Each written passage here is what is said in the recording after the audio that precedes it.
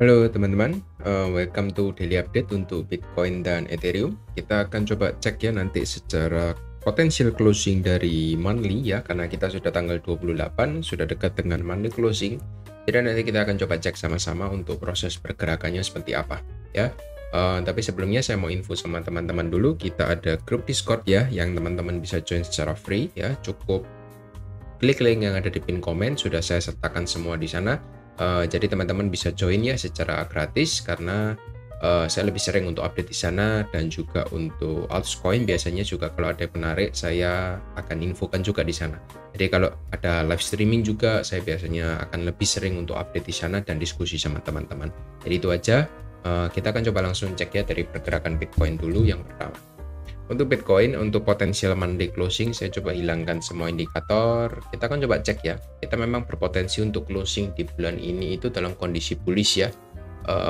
Hampir dipastikan kita berkondisi bullish karena kita sekarang per video ini dibuat sudah plus 13,36% ya dari harga low-nya atau harga open-nya seperti itu. Kita masih ada 3 hari lagi untuk closing ya. Tapi kita masih ada 2 data penting ya di sini. Hari Kamis dan hari Jumat ada GDP, Initial Job Claims, dan di hari Jumatnya ada PPI ya. PPI Price Index ya, ini juga lumayan penting ya di hari Jumat jam 8.30 malam. Bentar, kita harus ganti plus 7 GMT 7. Kita lihat jam setengah 8 malam itu ada news ya, hari Kamis dan hari Jumat. Jadi persiapkan diri teman-teman, karena biasanya juga akan ada goncangan di market ya, either itu naik atau either itu turun tergantung dari beritanya. Jadi kita masih ada 2 hari tersisa ya, 3 hari tersisa dan 2 harinya ada news penting. Tapi berdasarkan pengamatan saya sih kita memang masih berpotensi untuk closing secara bullish ya, secara monthly time frame-nya. Untuk minggu depan, nanti di bulan depan kita mungkin akan melihat ada banyak itu ya, banyak news, terutama di hari Jumat pertama ada NFP. Ini yang akan membuat market itu akan lebih bergoncang lagi di bulan Juni nanti atau di minggu depan seperti itu. Itu aja. Ada news yang akan terjadi ya, yang clue-nya ada news. Jadi teman-teman perlu persiapkan diri buat yang trading di future atau trading menggunakan leverage market, bisa dikurang-kurangi dulu. Meskipun memang kita lihat semua indikator, semua indikasi menunjukkan bahwa tanda-tanda penguatan itu masih akan terjadi ya dalam waktu dekat, karena memang kita lihat ya setelah proses penurunannya yang cukup korektif ini ya, selama beberapa minggu kita lihat ini sudah ada bullish engulfing ya di weekly time frame, dan diikuti dengan bullish candle selanjutnya meskipun ada rejection di area supply seperti itu. Lalu untuk di daily time frame kita coba cek, memang untuk pergerakan dari Bitcoin-nya sendiri itu masih bergerak dalam ranging ya. Kita lihat di 65.000 sampai 72.500 untuk saat ini. Kita lihat masih ada chance dia untuk turun lagi ke 65.000 dan naik lagi ke 72.500. Jadi mungkin dia akan berkonsolidasi dulu dalam beberapa hari, at least di minggu ini ya. Kita lihat mungkin setelah 2 news, kalau dia tidak segera breakout dari 72.500, mungkin kita akan melihat di end of the week, hari Sabtu dan Minggu kita masih akan terkonsolidasi seperti itu. Lain kalau nanti kita lihat ya di hari Kamis dan Jumat setelah news, Bitcoin itu breakout dari 72.500 atau malah breakdown dari 65.000, mungkin kita akan melihat area support dan resisten yang baru seperti itu. Tapi kalau breakout dari 72.500 sih ini all time high ya, jadi nggak ada resisten lagi. Mungkin kita bisa akan mencari menggunakan metode yang lain selain resisten seperti itu. Kurang lebih itu yang bisa saya sampaikan. Lalu untuk time frame 4 jamnya kita mungkin akan melihat ya di sini untuk Bitcoin. Kemarin ini dia berhasil breakout dari area trendline yang ada di atas ini ya. Kita lihat dia berhasil breakout, dan ternyata proses breakoutnya lebih kurang saya bisa simpulkan mungkin ini menjadi fake out-nya ya untuk Bitcoin seperti itu. Jadi ketika dia breakout ke atas, lalu proses koreksinya itu impulsif juga. Jadi jatuhnya secara market ya, kalau di time frame besar jatuhnya seperti ini. Ketika dia naik tapi turunnya juga nggak kalah kencang juga. Jadi kita closingnya juga dalam bentuk rejection seperti ini ya, ada tekanan seller yang masuk kembali di market seperti itu. Tapi memang secara overall sih market itu sedang dalam posisi yang ada banyak juga yang short ya, dengan stop loss-nya di 72.000. Kalau saya lihat di sini, teman-teman bisa lihat garis kuning di area 72.000 ini adalah area terbanyak untuk orang melakukan short ya. Kita bandingkan dengan area buy yang di bawah yang cenderung kecil ya, tidak sampai kuning untuk area long. Tapi kalau kita lihat di area short ya, di sini banyak memasang short sampai area 72.000 dengan area topnya. Jadi saya juga nggak tahu kenapa ya mereka memasang short, karena mereka mungkin melihat ini merupakan major resistance ya, dan harga kemungkinan ketika kembali di area supply dia bisa turun ke bawah ya. Tapi mereka melupakan bahwa overall trend the whole market itu sedang bullish ya. Jadi most likely kalau bullish, area resisten itu akan lebih mudah ditembus daripada area support. Seperti itu, mereka melupakan satu indikator penting tersebut. Jadi buat teman-teman, saya tidak menyarankan untuk melakukan short ya. Lebih baik untuk mencari area yang tepat untuk kita kembali melakukan akumulasi di Bitcoin seperti itu. Itu aja dari Bitcoin ya. Kita akan make a move ke Ethereum yang pertama. Di Ethereum untuk monthly close kita berpotensi closing dalam bentuk bullish engulfing di sini ya. Ketika di bulan sebelumnya di bulan April kita closing dengan candlestick merah.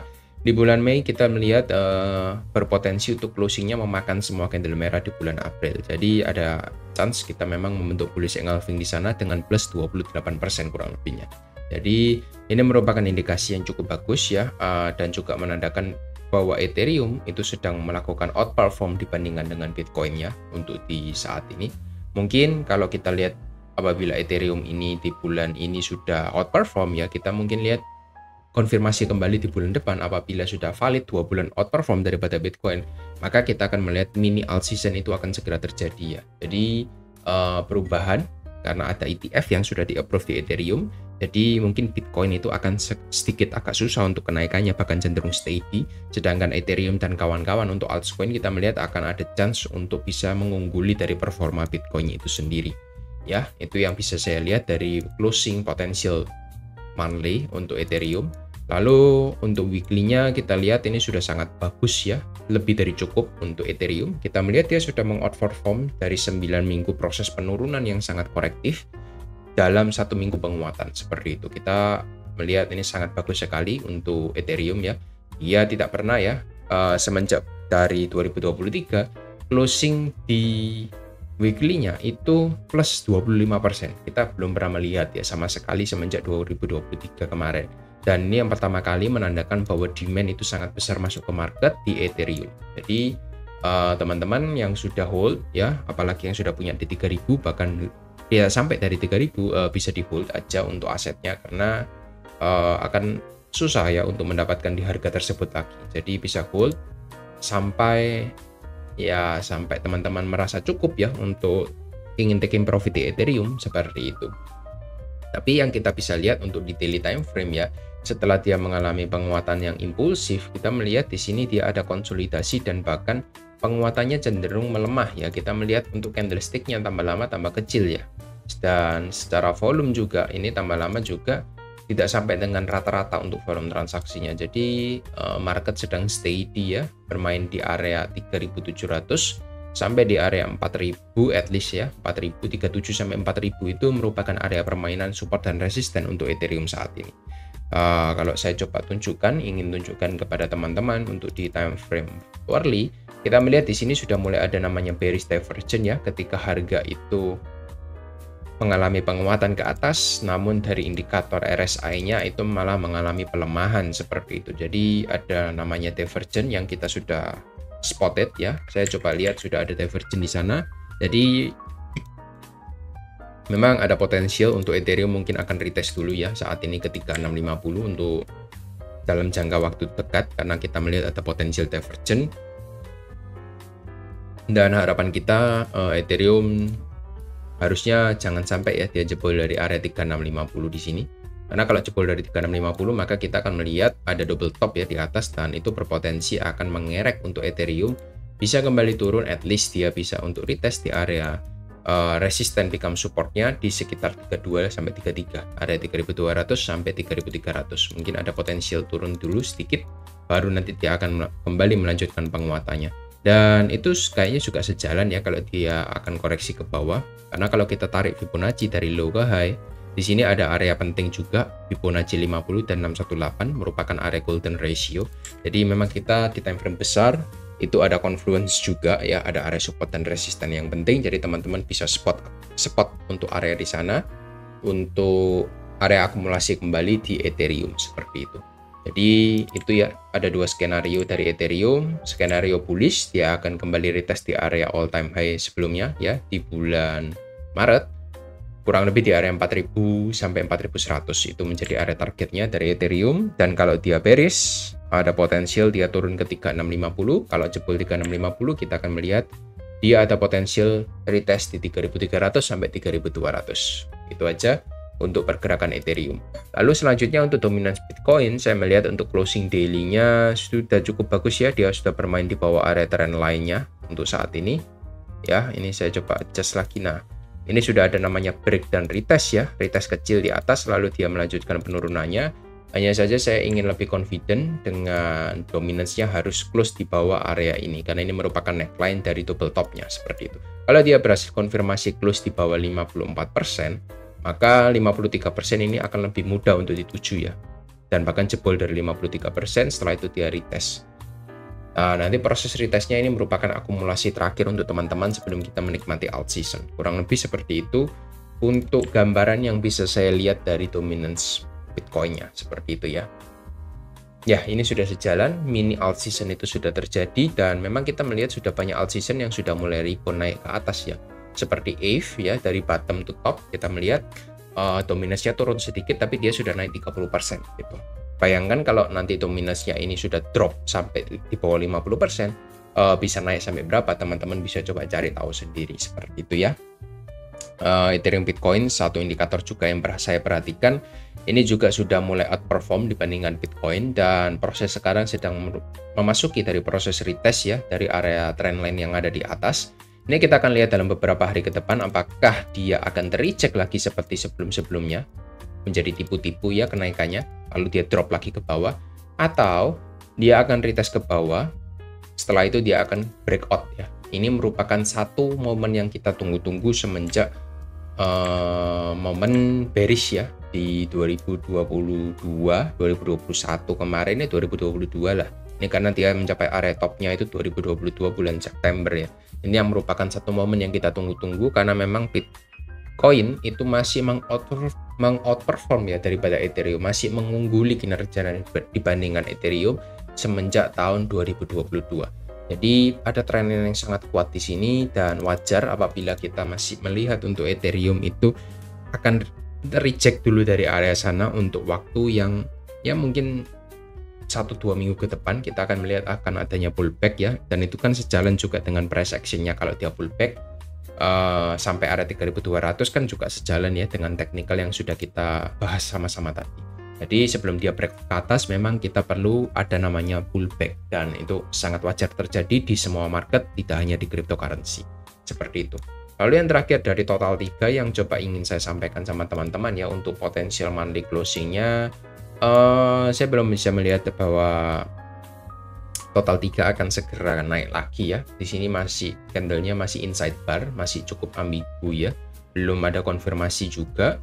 Tapi yang bisa saya sampaikan sama teman-teman, closingnya cukup bagus ya dalam kondisi plus ya atau positif 12% untuk potensial di bulan ini. Jadi sell in May and go away bisa kita patahkan sama-sama ya karena kita closingnya dalam kondisi hijau seperti itu. Lalu untuk weekly time frame-nya ini yang lebih nggak jelas lagi ya, untuk arah marketnya masih belum jelas karena memang kita masih melihat di sini masih membentuk doji-doji kecil ya yang tidak bisa kita analisa seperti itu. Di daily time frame sih saya cuma melihat ini sudah berhasil breakout dari area triangle-nya dan sekarang sedang proses retest untuk kembali naik ke area high yang terakhir di 780 miliar dolar seperti itu. Jadi itu semua ya sudah kita bahas untuk pergerakan dari Bitcoin dan Ethereum. Potensial monthly closing-nya seperti apa sudah saya coba jabarkan sama teman-teman. Semoga teman-teman bisa dapatkan informasinya dengan baik ya. Terus nanti kita akan coba pasti buatkan untuk video monthly closing-nya ketika dia close di tanggal 1 nanti seperti apa. Itu pasti nanti akan kita coba buatkan untuk fixnya ya. Jadi di sini kan untuk potensialnya ya. Teman-teman punya gambaran, nanti untuk fixnya nanti kita akan buat dalam 2-3 hari ke depan. Seperti itu.